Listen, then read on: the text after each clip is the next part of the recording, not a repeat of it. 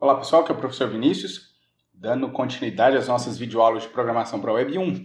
Hoje nós vamos continuar falando sobre o Servlet e aí nós vamos falar sobre uma série de informações que nós temos no Servlet.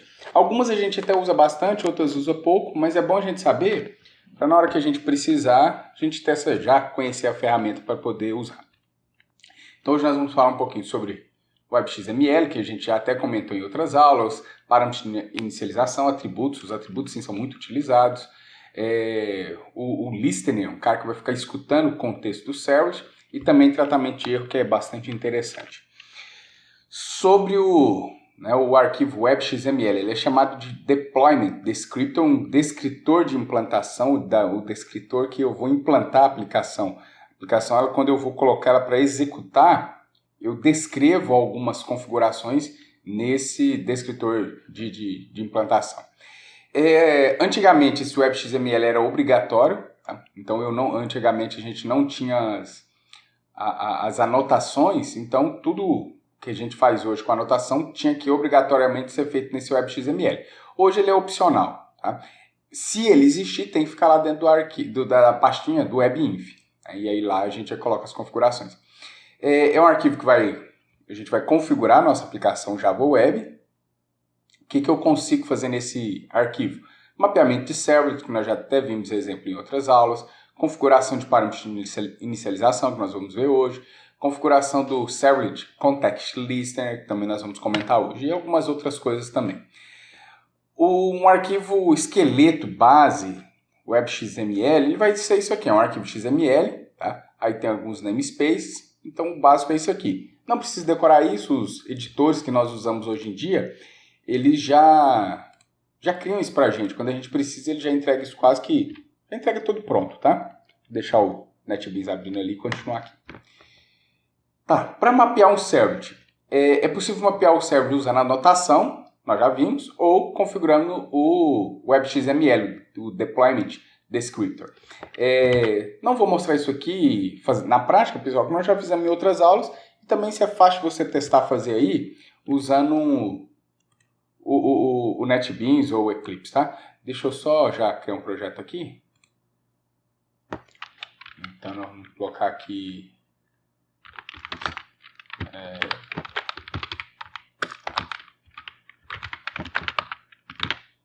aplicação de teste, tá? E aí nós vamos colocar nessa aplicação várias coisas, uma mistura de coisas. Então, uma das formas que a gente já viu, que já conhece, é usando a anotação @webservlet.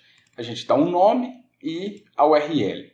Se for fazer isso usando o arquivo WebXML, então o que nós vamos ter? Nós vamos ter lá dentro das tags de web app, a gente coloca lá servlet.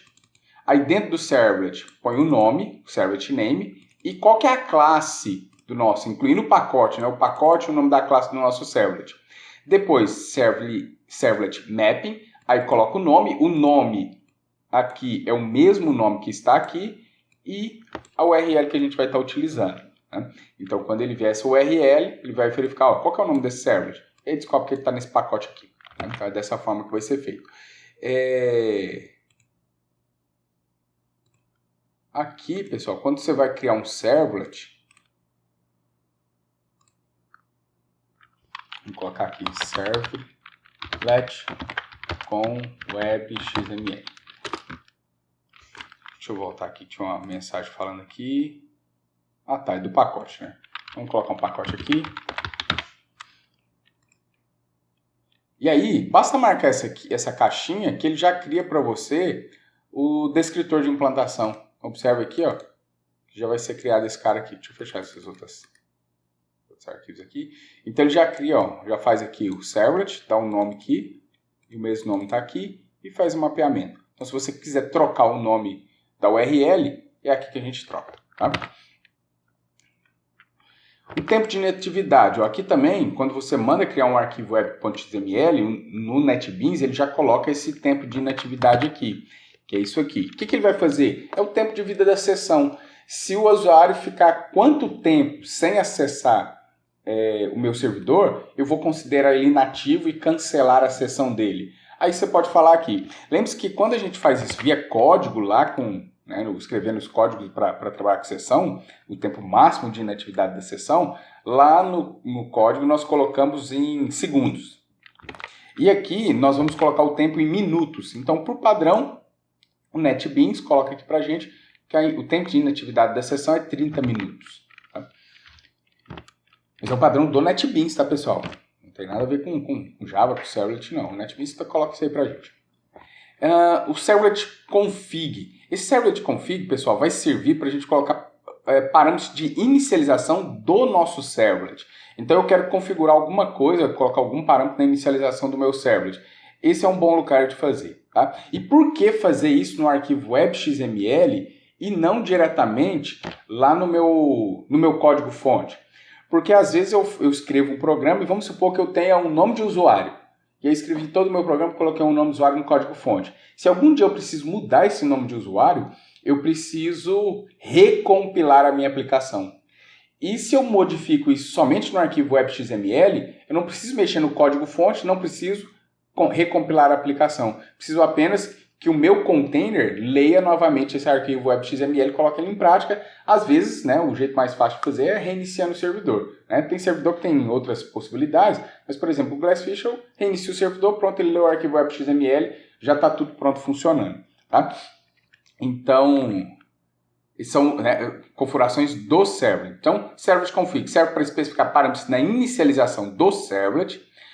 Quando o container é iniciado, o que ele vai fazer? Ele lê o arquivo web.xml ou as anotações que estão no servlet, verifica os parâmetros de inicialização do servlet, cria os pares nome e valor e coloca no servlet config. Aí a gente consegue pegar esse servlet config. Quando o servlet é inicializado, o container passa o servlet config como parâmetro para o método init. Se vocês voltarem lá atrás na nossa primeira aula de servlet, vocês vão ver que a gente tem esse método init. Então, lá no arquivo web.xml, nós definimos um parâmetro, por exemplo, falar que o nome do usuário vai ser José. Então, eu coloco param name e param velho, né? Nome José, como um parâmetro de inicialização deste servlet aqui. Então, especificou o nome do servlet, aqui dentro você já coloca o parâmetro de inicialização. Lá na sua classe, lá no seu servlet, você pode ir lá e falar get servlet config e pegar o parâmetro de inicialização. Tá? Então, vamos fazer esse testezinho aqui. Vou pegar aqui, colocar um init param.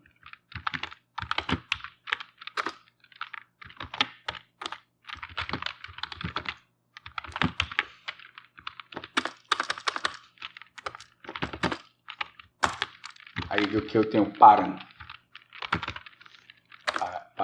name, por exemplo, vai ser o nome, vou colocar em minúsculo.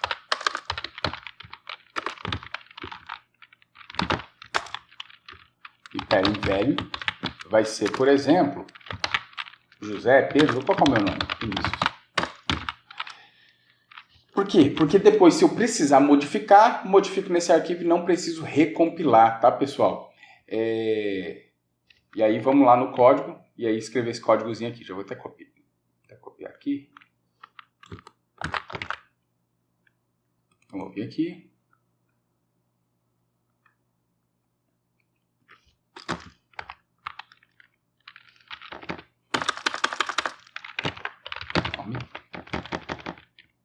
Aqui eu vou mudar a mensagem.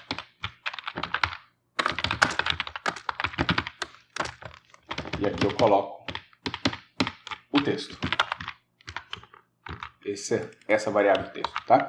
Eu vou vir aqui e trocar esse name aqui, esse cara aqui, e dizer assim,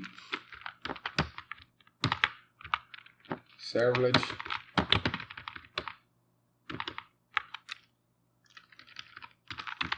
teste 1. Pronto, deixar esse nome, servlet teste 1. Então tá salvo, aqui também tá salvo. Vou executar.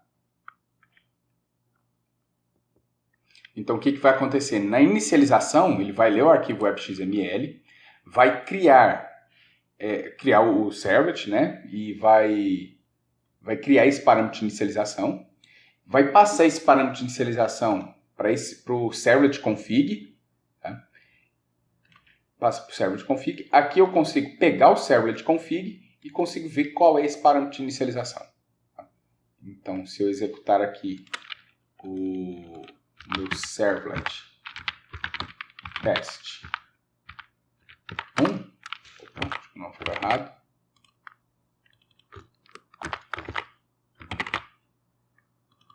Se eu colocar aqui o servlet teste 1, ó, eu consigo pegar esse parâmetro. Aí, isso aqui foi compilado. Opa, esse cara aqui foi compilado, pessoal. Né? Tanto é que se a gente olhar lá dentro da nossa pastinha do projeto,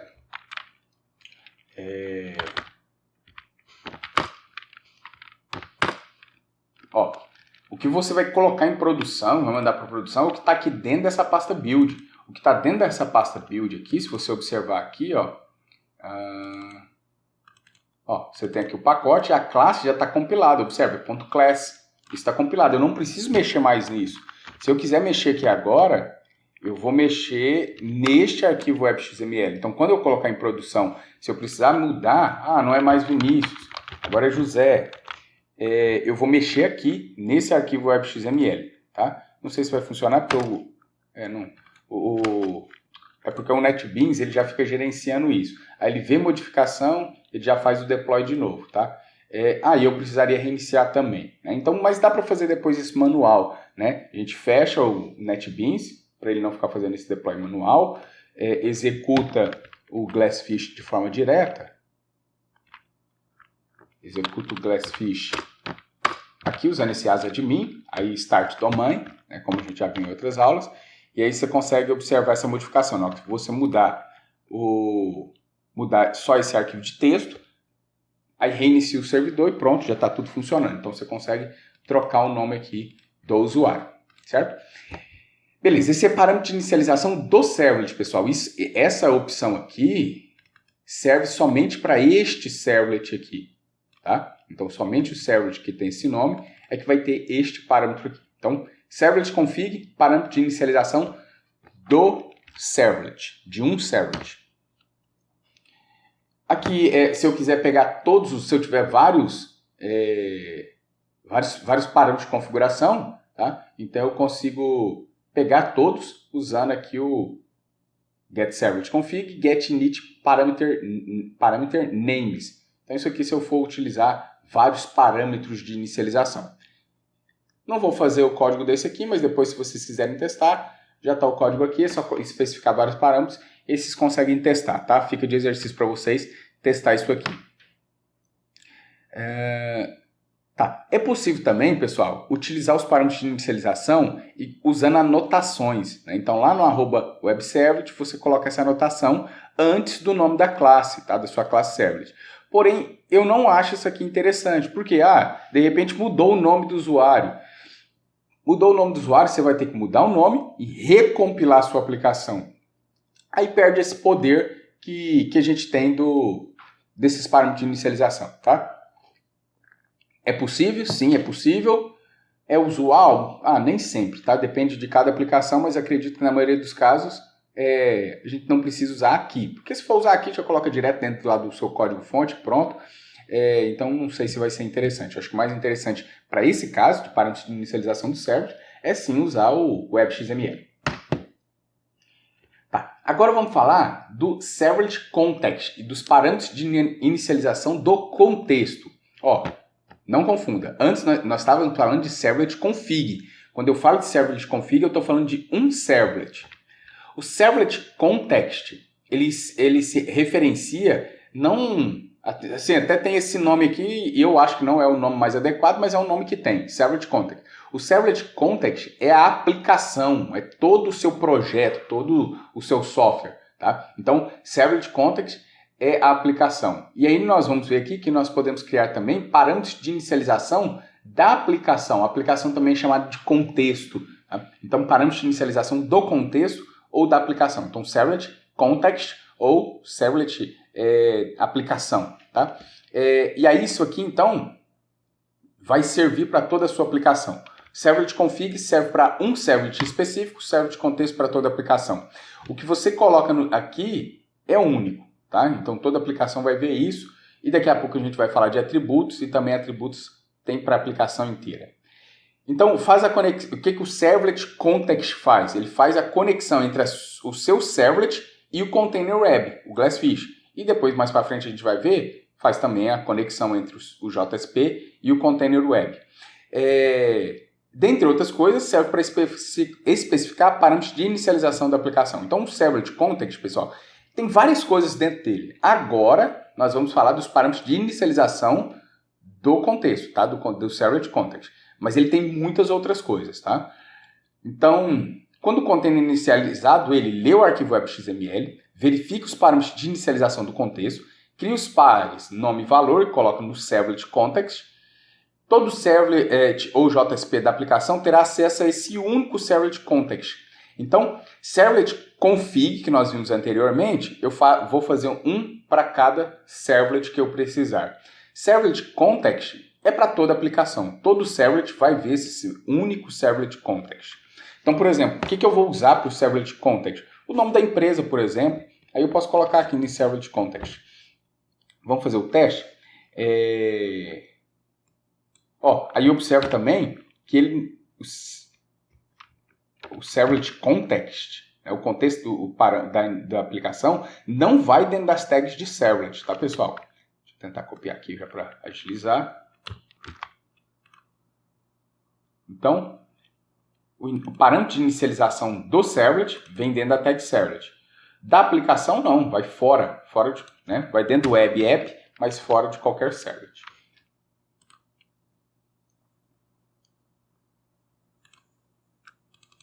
Então, vamos colocar aqui empresa. Vou colocar empresa minúscula.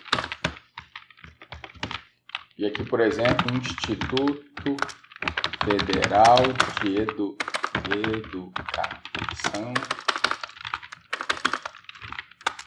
Ciência e Tecnologia. Então, este cara aqui vai servir para toda a aplicação. Então, por exemplo, se eu criar um outro servlet aqui,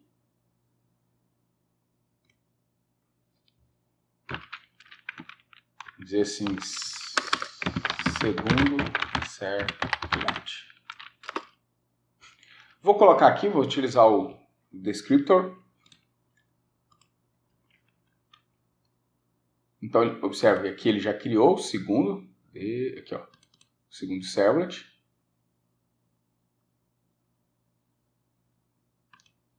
Aqui ó, o segundo servlet. Né? E o mapeamento está aqui, ó, segundo servlet. Se eu pegar um código, esse mesmo código aqui, ó, colocar lá, vai ver que não vai dar certo. Então eu vou tentar pegar nesse segundo servlet, vou colocar até aqui o mapeamento dele como minúsculo, pessoal. Segundo servlet. E aí eu vou pegar o parâmetro de inicialização chamado nome para mostrar aqui. Porém, não existe esse parâmetro chamado nome, né? Servlet config, parâmetro de inicialização desse servlet, não existe. Por quê? Porque só existe para este outro servlet aqui. Ó. Para esse outro servlet, eu tenho um parâmetro de inicialização chamado nome. Mas para esse segundo servlet, ó, eu não tenho. Tá? Então, vai dar errado isso aqui. Tá? Então, já vamos ver. Vamos ver isso aqui. Que aí fica, não existe, né? Fica nulo, tá? Não existe. E aí eu poderia criar, né? Então vamos supor, eu vou criar um para ele agora. Então, para este primeiro servlet, tá aqui o nome Vinícius. Para este segundo servlet, eu ia criar, por exemplo, aqui um nome Pedro. Então pronto, para o segundo servlet está Pedro. Então, eu posso criar para cada um. E poderia criar outros parâmetros aqui também. Né? Agora, o contexto aqui da aplicação vai ser um só. O que eu estou chamando de empresa. Então, vamos colocar aqui para os dois. Tá? Então, eu vou colocar aqui... Vou colocar aqui antes. Out.print.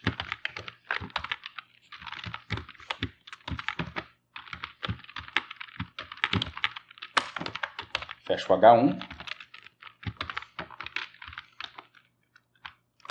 E aqui eu vou falar o seguinte, ó, observe que aqui é servlet config, né? Parâmetro de inicialização do servlet. E aqui eu vou falar get servlet context, que é da aplicação inteira, o contexto da aplicação inteira. E aí eu falo get init parâmetro. Qual que é o parâmetro que eu coloquei? Empresa. E a mesma coisa... E a mesma coisa eu vou fazer para este segundo servlet também.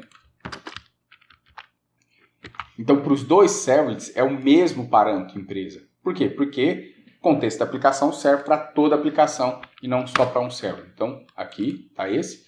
Se eu pegar aquele outro servlet lá, era esse cara aqui, ó. Está aqui também, mesma coisa. Então, essa informação serve para toda a minha aplicação, não importa qual servlet. E aí, por enquanto, eu estou falando só de parâmetro de inicialização do servlet context, do contexto da aplicação, mas daqui a pouco a gente vai ver atributos. Aqui o get init parameter names é a mesma ideia, tá, pessoal? Que a gente tem do contexto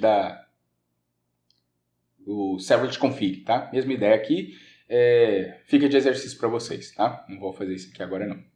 Aí vamos agora falar de atributos, tá? O que vai ser um atributo? Vai ser um par com nome e valor, onde o nome sempre vai ser um string e o valor é um objeto, ou seja, pode ser qualquer coisa, tá? Qualquer objeto.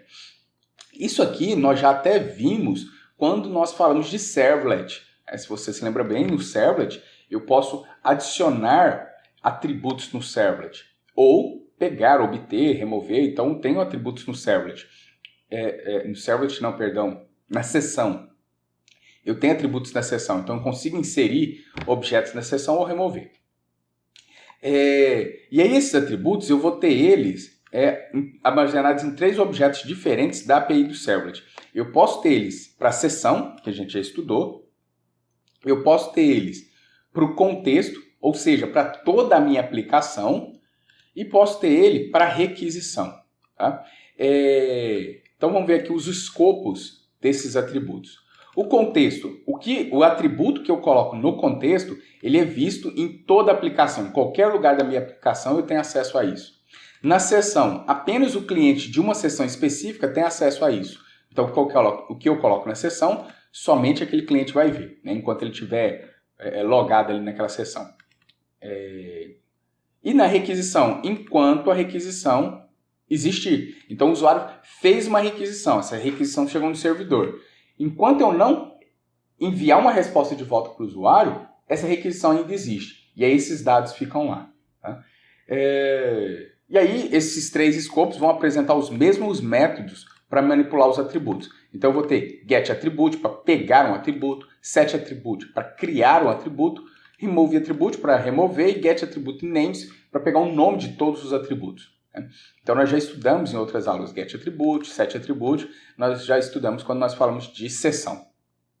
E aí a mesma ideia para o contexto da aplicação e a mesma ideia para a requisição. Só que da requisição, pessoal, nós vamos falar melhor, entender melhor mais para frente quando a gente for ver outras coisas, tá? Como o que eu posso, por exemplo, de um servlet passar a atribuição para outro servlet. Então nós vamos ver mais para frente.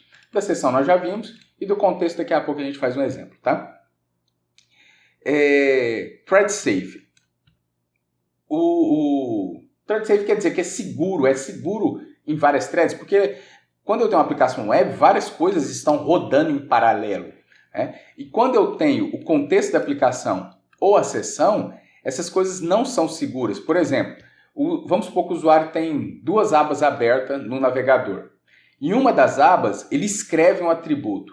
Na outra aba, ele sobrescreve o atributo. E aí, quando ele precisar desse atributo novamente na primeira aba, esse atributo já mudou. Ou seja, ele não é seguro. Outra aba consegue modificar o valor dele.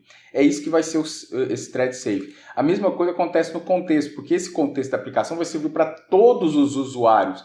Então, o usuário pode mudar um atributo e aí outro usuário já vai ter um atributo modificado. Tá?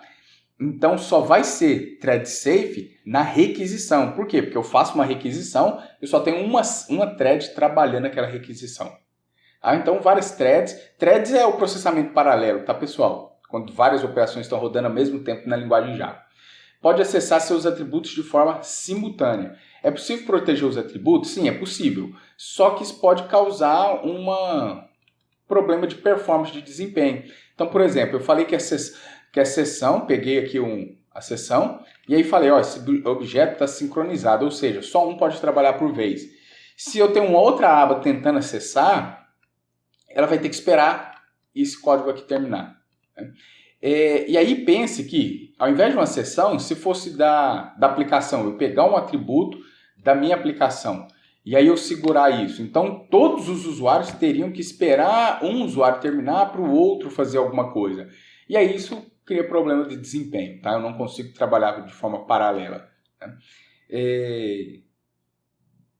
Então, apesar de poder fazer isso, não é aconselhado que se faça, tá? Ó, pessoal, o Servlet Context Listener, esse cara aqui, é um cara que vai ficar escutando, ouvindo o contexto da minha aplicação. Tá? Então ele fica escutando o contexto. Isto é, quando o contexto é criado ou quando ele é destruído. Então eu vou criar o contexto ou vou destruir o contexto, esse cara fica escutando. E aí ele consegue fazer algumas operações quando a minha aplicação é criada ou quando a minha aplicação é destruída. Por exemplo, criei minha aplicação, vou precisar acessar um banco de dados. Ele pode criar conexão com um banco de dados aí. Terminei, vou fechar minha aplicação, posso liberar, né? Liberar o acesso ao banco de dados. Isso é a aplicação inteira, tá, pessoal? Quando eu vou subir o Glassfish com a minha aplicação, esse Servlet Context Listener fica escutando, tá? Então, exemplo, né? Um exemplo de onde utilizar isso aqui. Na inicialização do contexto, ou seja, na inicialização da minha aplicação, a gente verifica o nome do banco de dados lá no arquivo web.xml. E esse nome do banco de dados eu consigo recuperar ele usando, né, o objeto Servlet Context, né, pegando o parâmetro, pegando aqui pegando o getInit parameter do Servlet Context. Então, eu consigo pegar os parâmetros da inicialização do meu contexto. Né? Só que aquilo lá é só texto. Né? Então, aquilo lá é apenas texto. Então, utilizando o Listener, eu consigo criar um objeto de conexão, né? E colocar como atributo do contexto, para que toda aplicação tenha acesso. Então, mais ou menos assim. Lá no web.xml, eu consigo colocar, por exemplo, login e senha do meu banco. E aí, antes da minha aplicação subir, né, porque o Listener fica escutando a aplicação, então quando a aplicação vai subir, vai rodar, eu pego esse login e essa senha e crio um objeto que é o objeto de acesso ao meu banco de dados. E depois que eu criei esse objeto de acesso ao banco de dados, eu consigo colocar isso como um atributo, voltando aqui, como um atributo, consigo falar set atributo, mas como um atributo do contexto. Aí, todos os servlets vão ter depois acesso a esse objeto. Tá? Então, a gente consegue fazer isso. Tá. Aí, a classe que eu vou criar, né, para ser do tipo Context Listener, Servlet Context Listener, ela precisa implementar a interface Servlet Context Listener e tem que ter estes dois métodos aqui, Context Initialized e também um Context Destroyer. E eu tenho que configurar o meu arquivo web.xml ou utilizar a anotação para falar que esse cara é um listener, um ouvinte. Tá? Então, eu posso criar, por exemplo, a classe escuta contexto, que implementa Servlet Context Listener, pego o método Context Initialized, e aqui eu vou abrir a conexão com o banco de dados, por exemplo. Né? É só um exemplo, tá, pessoal? Porque também não é a melhor forma de colocar acesso a banco de dados. A melhor forma seria fazer um pool de conexão. Mas é um exemplo. Aí insere a conexão no contexto, ou seja, eu vou pegar aqui o evento que eu recebi, pego o getServletContext, ou seja, o contexto da aplicação, defino um atributo que eu estou chamando de conexão e passo o objeto, que vai ser o objeto da minha conexão. Então aqui anteriormente eu iria criar uma conexão com o banco de dados e passo esse objeto aqui. E aí depois, em qualquer servlet que eu for utilizar, eu consigo falar getServletContext e pegar o atributo. Né? Pegou o atributo. Né? E aqui no get, no context destroyed, eu consigo depois fechar minha conexão com o banco de dados para que o banco de dados não fique consumindo recurso à toa. Aí o Servlet Context Listener, eu consigo configurar ele no meu WebXML, né, dessa forma. Fala que ele é um... Perdão, aqui, dessa forma. Ele é um listener, ele vai escutar, listener class, e aí especifico aqui. Tá? Aqui eu estou definindo o parâmetro do meu contexto, um parâmetro de inicialização do meu contexto, string de conexão, e aqui vai os dados, login, senha, etc, string de conexão. Ou eu posso fazer isso aqui usando a anotação. Né? Aí a anotação é antes da classe, tá? Antes dessa classe aqui, eu vou colocar a anotação @webListener. Então, por exemplo, antes aqui de definir a classe, eu coloco aquele parâmetro, @webListener. E vamos fazer um exemplozinho para ver isso aí? Ó, vou criar nesse mesmo pacote aqui. Deixa eu ver se tem aqui. Vamos ver aqui em Other. E aí nós vamos procurar aqui. Aqui, ó, Web Application Listener. O cara que vai ficar escutando.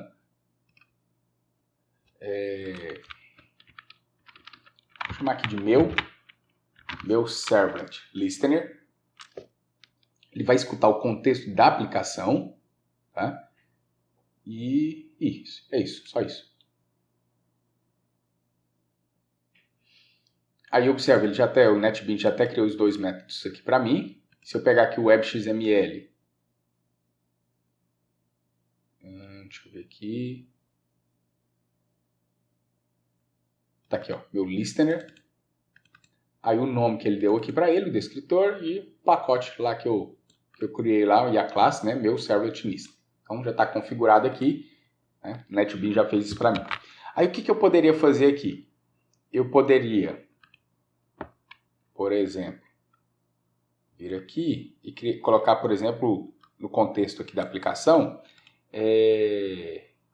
a senha do banco, por exemplo, do banco de dados, a string de conexão com o banco de dados, por exemplo.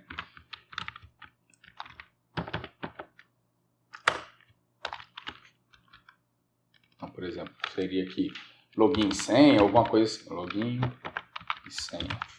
E aqui estaria o login, a senha, ou qualquer outra informação de acesso ao banco de dados. A string de conexão, por exemplo, vou colocar aqui assim, string de conexão. Quando a gente estudar banco de dados, JDBC, a gente vê o que é esse string de conexão, tá, pessoal? Então, vamos pôr aqui, por exemplo, que teria lá um usuário, José, e uma senha e etc. Então, vou colocar como se fosse assim. Supondo que isso aqui, se fosse o usuário e a senha, tá? É só um exemplo, tá, pessoal? Não é para valer, não. Então, eu vou usar isso aqui lá no meu listener. Então, aqui, eu posso pegar o contexto da aplicação. Então, aqui tem o evento, tá? Que ele está chamando de... ele está chamando aqui de SCE. Aí, com evento, eu digo get servlet context. Aí, pego o get init parameter. Aí, qual que é o parâmetro que eu quero pegar? Eu quero pegar este parâmetro aqui. Né? E aí, ele me retorna a string de conexão. Vou colocar assim. Aí ele me retorna a string de conexão. Só que não é o objeto da conexão. Né? Aí depois eu poderia vir aqui, criar uma conexão. E aí usaria os métodos, criaria minha conexão aqui, por exemplo. Né? Passaria aqui o texto como parâmetro. Esse é só um exemplo, tá, pessoal? E criaria a conexão e essa conexão, então aqui eu vou criar só um objeto qualquer, porque a gente ainda não estudou JDBC, tá, pessoal?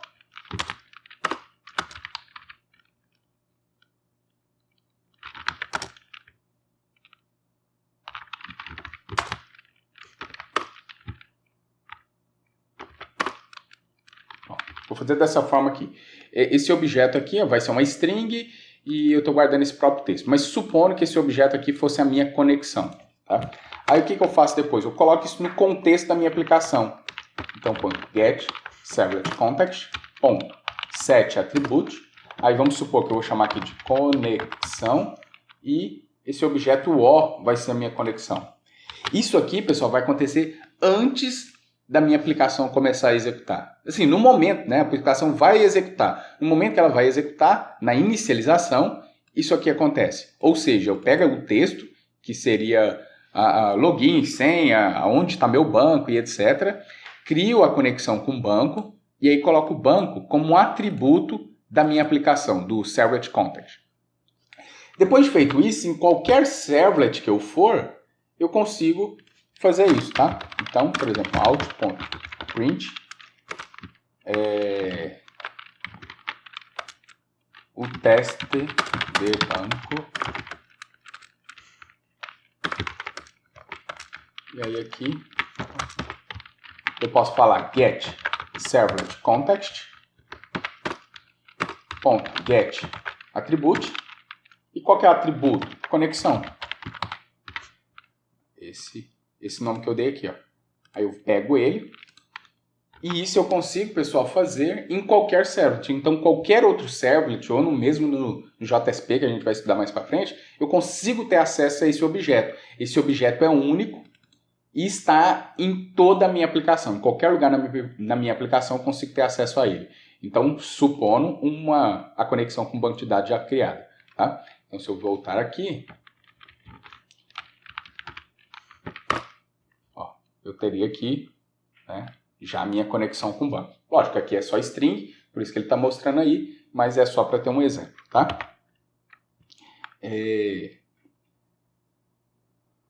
Aí não se preocupe com conexão com banco de dados também agora não, que isso aí é conteúdo mais para frente, a gente vai falar sobre JDBC mais no futuro, tá, pessoal? E agora vamos vir para os erros, né? Erro, pessoal, em Java é try-catch, aquilo que vocês já conhecem, né? Então, aquilo continua valendo. Porém, a gente tem algumas outras alternativas, né? Pode usar try-catch, tranquilo, mas tem outras alternativas. Então, o nosso Container Web ele fornece algumas alternativas para a gente manipular os erros. Eu consigo tratar erros, pessoal, sem modificar as classes que já existem. Então, supondo que já existe uma classe, ela tem algum erro, não tem um try-catch. Eu consigo especificar lá no arquivo web.xml possibilidade de tratar erro sem recompilar o meu código. Tá? E eu posso também criar páginas que vão tratar os erros ou mostrar mensagens de erro. Ok? Então, eu posso configurar o meu web.xml, meu deployment descriptor, para tratar os erros. Tá? É uma das coisas que eu consigo fazer, sem mexer em classe nenhuma. Tá? E aí eu consigo tratar isso. O que eu posso fazer, pessoal? Eu vou colocar lá a tag error page, aí eu coloco exception type, o tipo de erro, aí está aqui, e qual que é a página que vai tratar esse tipo de erro. Tá? Né, eu consigo fazer também, aqui é um erro Java, né, um erro que acontece lá nas nossas classes Java, uma exception, uma exceção, ou então a gente pode tratar o erro, pessoal, usando o código do erro. Então, por exemplo, erros do tipo 404, aí eu tenho uma página que vai mostrar alguma coisa referente a esse erro do tipo 500 e assim por diante, eu posso ter uma página que vai fazer isso pra gente, tá? Então, vamos fazer o teste aqui. Deixa eu já mostrar outras coisas aqui, depois a gente vai e faz o teste. Send erro é para enviar um erro para o usuário, então eu posso fazer um if else. Se fez alguma coisa, envia um erro. Tá? E eu consigo também, no meu servlet, tá, criar um servlet para tratar o erro. Então, um servlet que vai receber o erro. Por exemplo, aqui eu poderia falar que esse cara aqui é um servlet, ou aqui. E aí esse servlet que vai receber o erro, eu consigo pegar da requisição alguns atributos que são a mensagem de erro, o status de erro, o tipo de exceção do erro. Tá? Então, tem essas possibilidades aí. Vamos analisar, né? Começar aqui do início, e aí a gente vai fazer um exemplo para cada uma dessas coisas aí.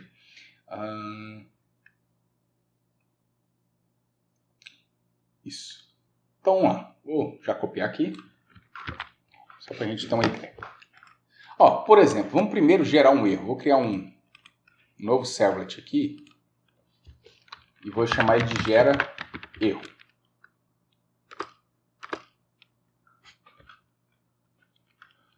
Aí vamos supor que esse nosso servlet gera erro. Deixa eu só colocar aqui.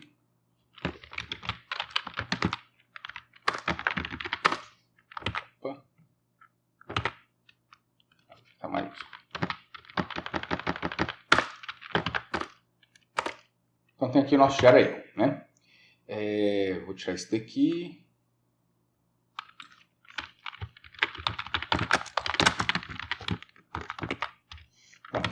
Aí, vamos gerar um erro aqui propositalmente. Então, por exemplo, vamos ter aqui...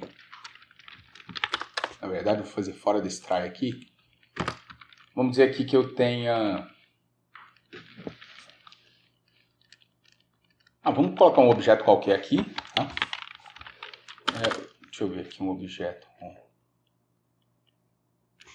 Pode ser até aqui, ó, por exemplo. Eu digo out, recebe null.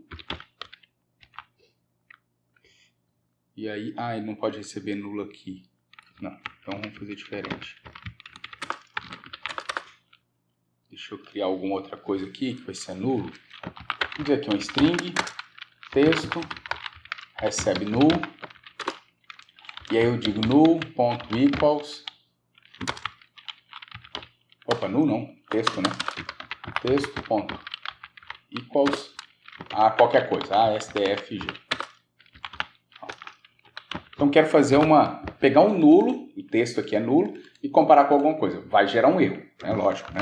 Vamos lá, vamos voltar aqui, recarregar a página. Ó, aconteceu um erro interno, né? Um erro interno. Que erro que aconteceu? Aconteceu esse erro aqui. Né? Então, agora eu vou aqui no meu web.xml e vamos vamos cuidar desse erro aí.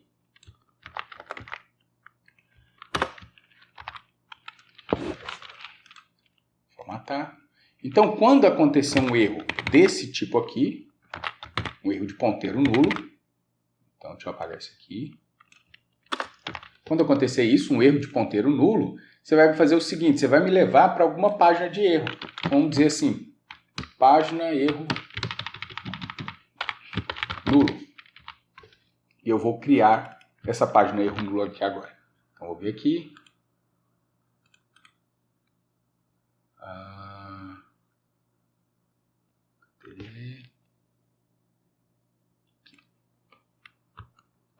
Eu vou criar essa página erro nulo.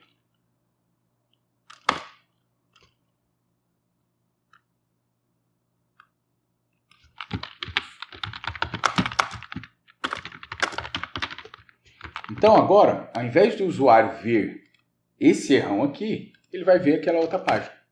Opa, deixa eu ver aqui. Não, deixa eu ver se está tudo salvo aqui. Aqui está salvo. Salvo. Mandar rodar. Tem erros aqui, ó. Vamos ver aqui qual que foi o erro que eu criei para a gente conseguir resolver, tá?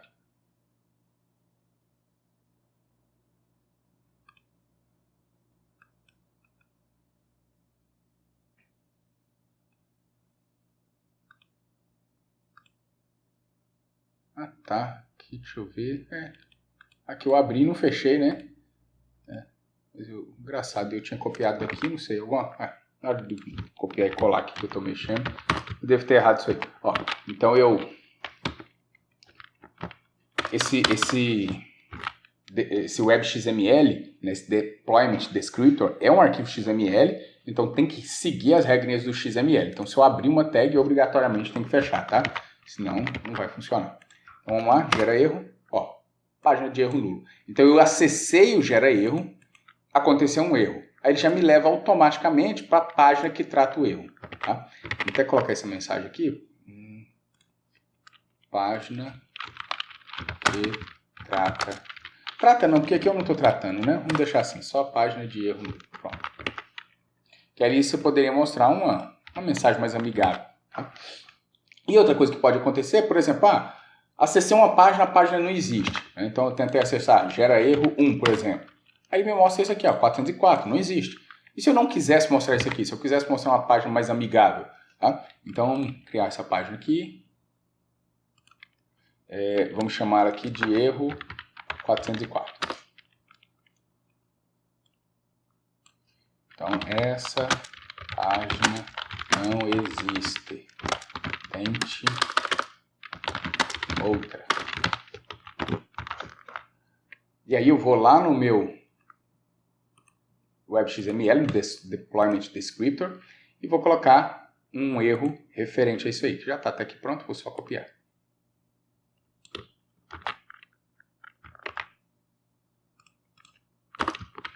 colocar aqui, formatar.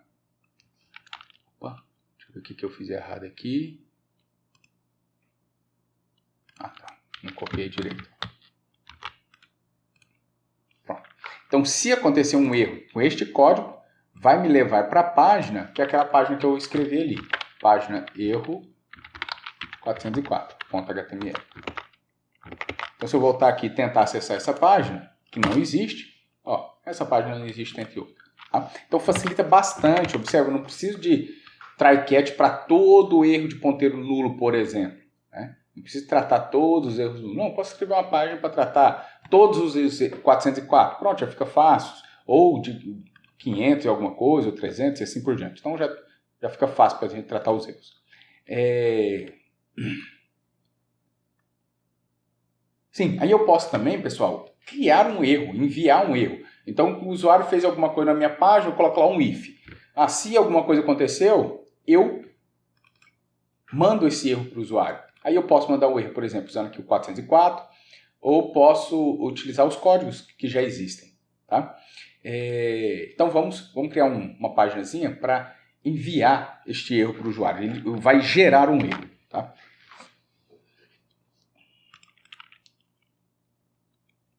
Vamos criar um servlet aqui. Eu vou dizer assim, envia erro.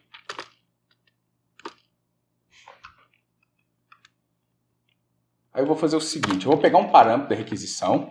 Então eu vou dizer assim, string parâmetro recebe request.getParameter.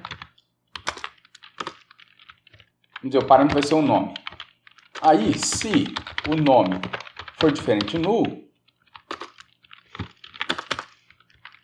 se o nome for diferente de... O nome não, parâmetro, né? Vou deixar aqui como nome, pessoal. Se o nome for diferente de nulo, eu vou mostrar o nome da pessoa aqui. Tá?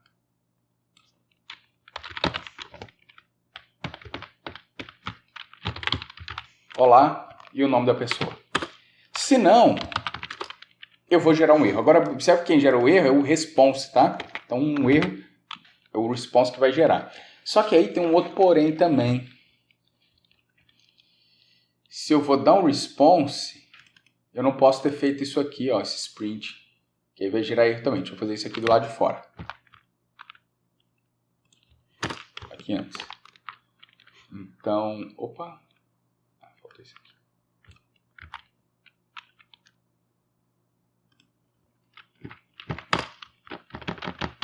Vamos fazer um pouquinho diferente.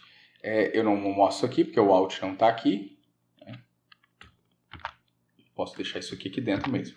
Então, vai mostrar o nome aqui. Então, pega o nome aqui e mostra aqui. Porém, se esse agora não diferente, eu vou colocar se for igual. Se for igual, eu vou responder com um erro. Tá? Então, eu vou colocar aqui response.sendError.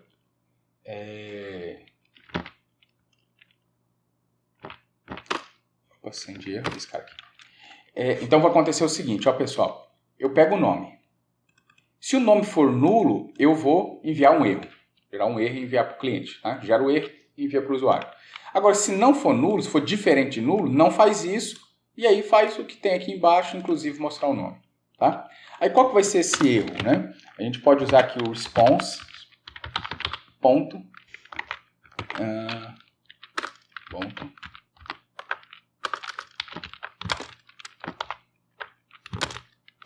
Aí a gente tem vários erros aí que pode acontecer. Né? Aqui, por exemplo, ó, se for um erro de accept, na verdade nem é erro, né? É um código, tá? Porque o accept não é erro. Então, 202, o bad gateway, 502, só para a gente não ter que decorar todos esses números. Então ele já dá essas constantes aqui para a gente. Uma bad request, uma requisição que foi mal feita, erro 400, um conflito, continuar, criar. Então tem várias coisas aqui.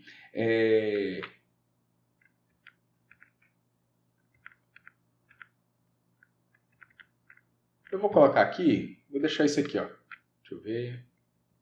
Vou deixar isso aqui, ó, bad request, uma requisição que foi mal feita, tá? Uma requisição que não teve parâmetro, eu vou dizer que é uma requisição mal feita. Então isso aqui, eu posso escrever 400 ou eu posso usar essa constante aqui. E aí eu vou colocar aqui uma mensagem, ó. Você esqueceu o parâmetro. Então, se eu tentar acessar esse cara aqui, o envia erro, e não passar o parâmetro, ele vai mostrar isso. Não passar o parâmetro no nome, ele vai mostrar isso, tá? Vamos colocar aqui, envia erro. Ó, você esqueceu o parâmetro. Ele já gera essa página de erro para mim. Lógico, dá para a gente tratar. Se eu estivesse tratando o erro 400 lá no WebXML, eu iria ver o erro correto, tá? Agora, se eu colocar aqui um parâmetro, né? Um parâmetro nome, por exemplo, Pedro. Aí, olá Pedro. Tá? Então, esqueci o parâmetro, gera o erro. Então, a gente consegue fazer isso com esse cara aqui. E páginas dinâmicas para tratar o erro. Aqui acontece o seguinte, ó, as páginas que nós colocamos aqui para tratar erro, foi esse aqui, ó, erro 404, página erro nulo. Isso aqui é HTML, né? Então não dá para a gente realmente tratar o erro. Agora eu posso falar que um servlet vai tratar o erro. Se é um servlet que vai tratar o erro, eu consigo pegar o erro, pegar e ver as informações do erro, ok? Então, vamos fazer isso. Vou criar aqui um servlet para tratar o erro. Vamos dizer aqui, tratador de erro. E aqui nós conseguimos ver as informações de erro. Então, eu vou só copiar e colar ali. Então, eu consigo ver a mensagem. A mensagem é o quê? Por exemplo, essa aqui, ó. Isso é a mensagem. Tá? Consigo ver o status code, por exemplo, 400, 500, e o tipo de erro, por exemplo, um erro de ponteiro nulo, o que foi que aconteceu. Tá? Então, vou só copiar e colar.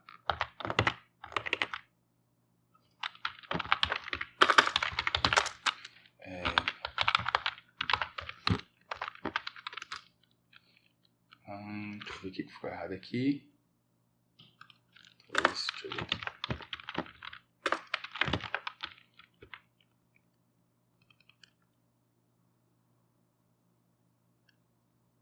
Ah, tá. Né? Esse cara aqui me retorna um object e aqui é string, né? Então, eu preciso aqui fazer o toString. Aí o próximo vai ser o status code.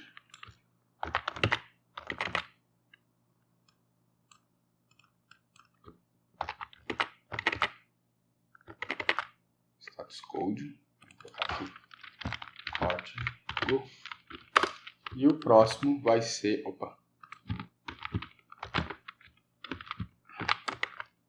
E o próximo vai ser exception type, tipo.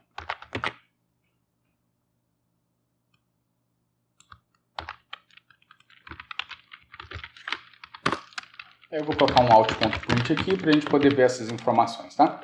Então eu vou colocar mensagem mais um br e a mesma coisa para os outros, tá? Eu não vou colocar só assim bem simples, código e o tipo. Tá. Aí esse tratador de erro tem que ser, por exemplo, criei um erro e esse cara aqui vai tratar. Então vamos dizer que quem vai tratar, por exemplo, erro do tipo 400, né? Aquela minha página, essa página aqui, gera um erro bad request que é do tipo 400. Né? Então se eu rodar aqui um envia erro, isso, se eu rodar aqui um envia erro, pessoal, gera esse erro aqui, ó, 400, e mostra aqui. E se eu quisesse que fosse lá para aquele servlet? Né? Então vamos vir aqui lá no meu WebXML, copiar aqui,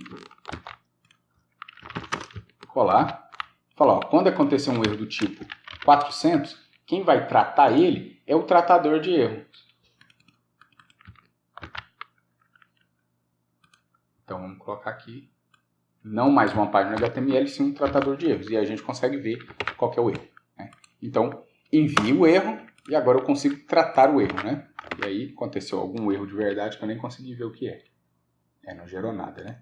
Vou voltar aqui, tentar executar aqui. Talvez ele não fez o deploy. Isso. Envia erro. Não. Vamos voltar aqui e ver o que pode ter acontecido. Ó, quando acontecer um erro do tipo 400, vai para o tratador de erro. Chegou aqui no tratador de erro.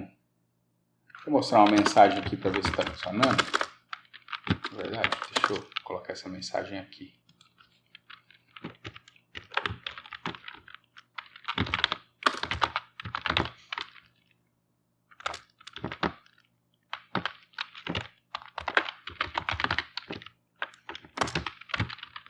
E o tipo. Opa.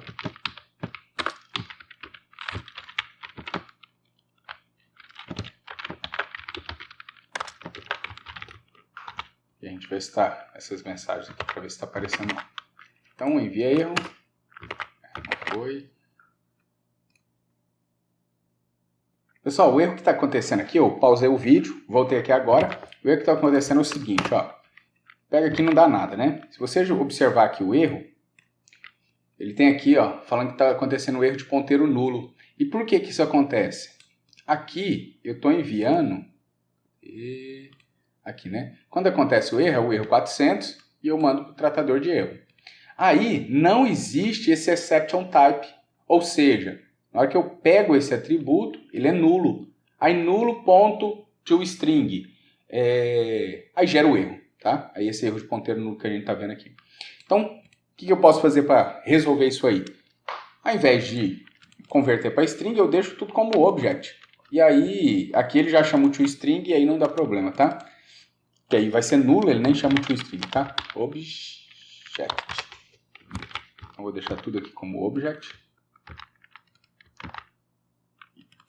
E aí eu posso tirar isso daqui. Aí eu não faço a conversão aqui e aí não gera esse erro. Outra possibilidade era verificar, fazer o if, né? Para ver se é nulo ou não. Então, envia erro, né? Aí esse cara é nulo, ó, tá vendo? Então, eu não faço a conversão aqui, tipo aqui vai ser nulo, aí ele mostra aqui que é nulo. Tá? E aqui, esses outros caras, o print aqui já chama o toString deles. Aí por isso que a gente vê. Então, você esqueceu o parâmetro, 400. E aí você poderia fazer uma mensagem aqui de erro bem organizadinha, arrumadinha, tá? Então, se eu não tenho isso aqui, mostra a tela de erro padrão. Se eu tenho, eu falo, então quem vai tratar erros do tipo 400 é o tratador de erro. E aqui com o tratador de erro eu consigo pegar a mensagem, o código. Se tivesse o tipo, eu conseguiria pegar o tipo. E aí eu consigo fazer uma página de erro personalizada. Opa, aqui.